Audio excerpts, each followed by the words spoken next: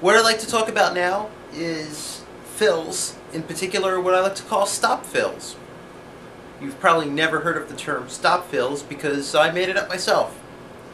It's something that students have asked me about, something that I do as well as many other drummers do, that never really gets explained and never really gets broken down or dissected.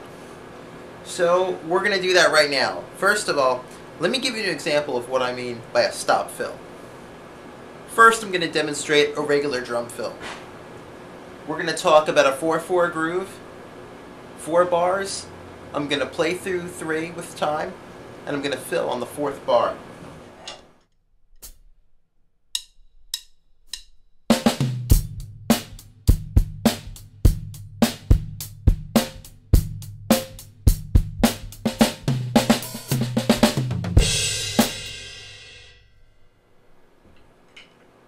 That's a basic fill. What I'm going to do now is what I refer to as a stop fill.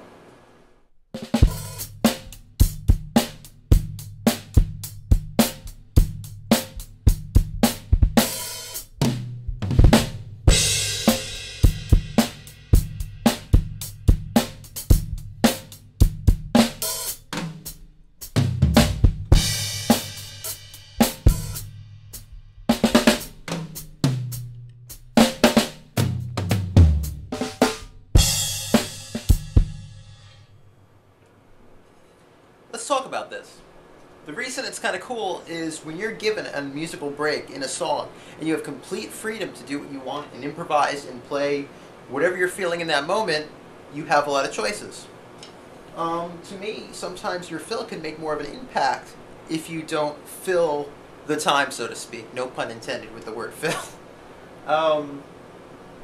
If you leave space, sometimes with those rests in between your patterns, the whole fill could sound more interesting. For example, what I'm going to do here is instead of playing a 16th note roll throughout the fill bar that I have, I'm going to break it up with 16th notes, 8th notes, and rests. As opposed to the following.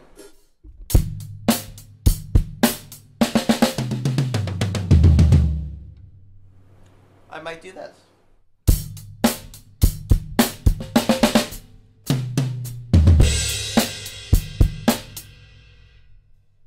Now these are very basic ideas on going down the toms in the simple, traditional melodic fashion. But there's so much more you can do if you just understand your time and what guidelines you're working in. I stay with 16th notes and 8th notes. I think those are the best ones to work with as the beginning drummer or even the intermediate drummer who hasn't experimented too much with breaking up the time. There's a lot of things you can do. For example, you could play the end of the 1, the E end of the 2, rest the 3, and play the 4, rest, end of the 4th beat. That's just an example of how you could break it up. You could break it up any way you want. Such as, here's a few examples.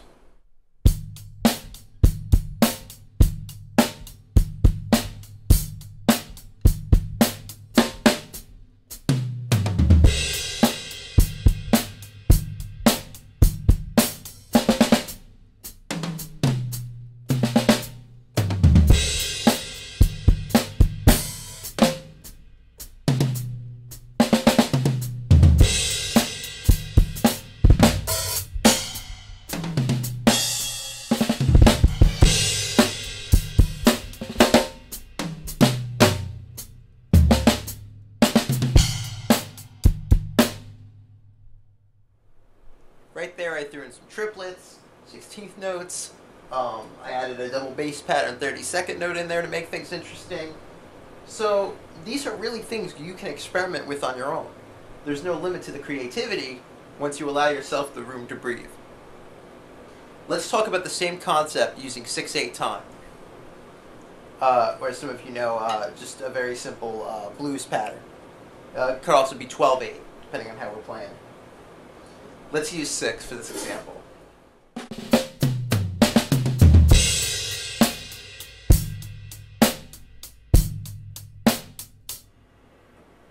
Now, a common fill in a 6/8 blues groove, such as this one, might be the following.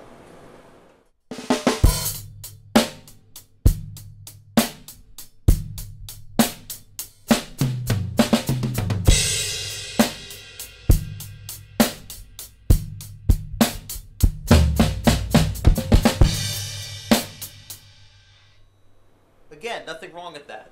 It's classic, traditional, and some might say cliche, but remember, the reason things become cliche is because they work. Let's break that up a little bit. For my measure of fills, or rests, is a better way to look at it. You have 6 blank notes. You can do whatever you want.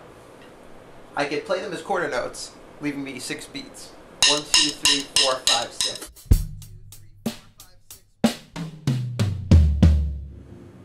I could break them up into 1/8 notes.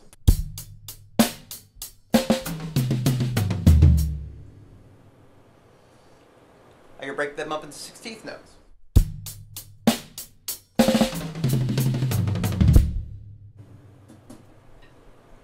We can mix and match those using our rest and spacing those beats out.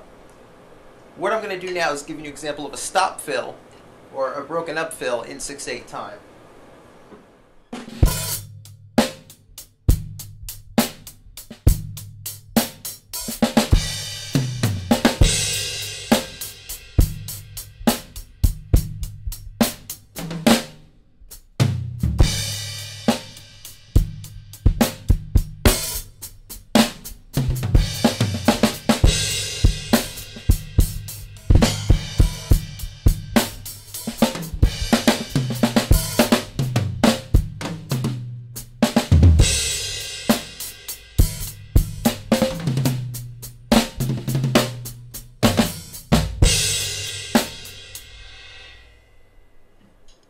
That was an example, a couple different examples, using some different funky grooves. I incorporated some double bass patterns in there, and I threw in a lot of different tom patterns.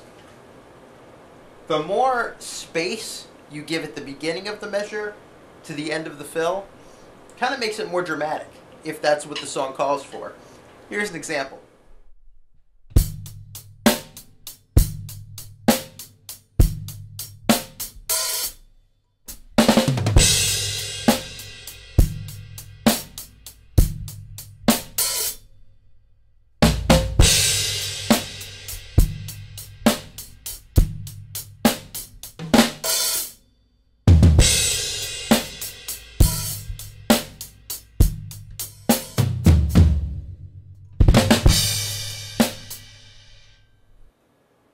Again, these are all good ideas that you could use.